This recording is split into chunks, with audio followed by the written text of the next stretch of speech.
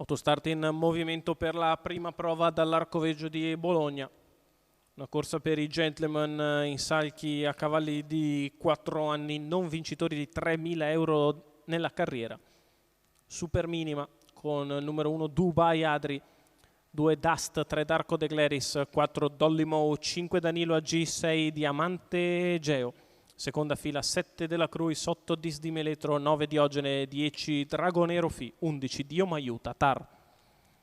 Autostart che prende velocità, entra in retta e si prepara al lancio.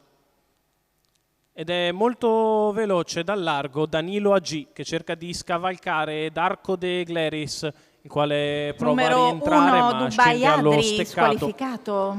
Danilo AG ad imboccare la prima curva al comando. All'esterno Darko De Gleris che prova a sopravanzare Dust, quindi in quarta posizione c'è Diamante Geo, poi ancora Dolly Moe, numero che 8 di Meletro, squalificato. Via via gli altri. Insiste Darko De Gleris all'attacco del battistrada Danilo AG, che per il momento replica picche, 29,5 il primo quarto. Veloce vista la categoria, Danilo AG al comando.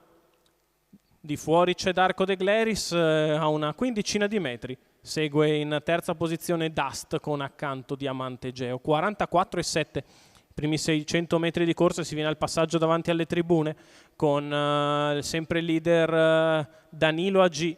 Darko De Gleris che prova ad accodarsi per riprendere un po' di fiato dopo un giro in 1 minuto spaccato. 30,5 al secondo quarto di gara.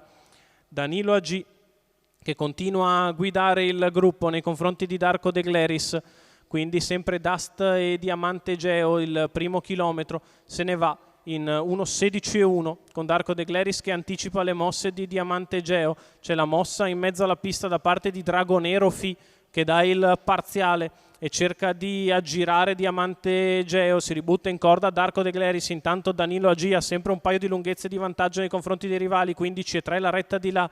Insiste in mezzo alla pista Dragonero Fi che sopravanza Diamante Geo e si porta in caccia del battistrada Danilo AG. Poi ancora Diamante Geo in terza posizione.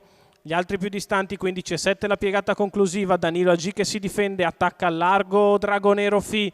Danilo si difende, Dragonero che insiste, i due testa a testa con Dragonero che va su Danilo, Danilo che vende cara la pelle fin sul palo, ma Dragonero Fi riesce a stampare il rivale. 1-2,5 il secondo giro per il successo esterno di Dragonero e Fi.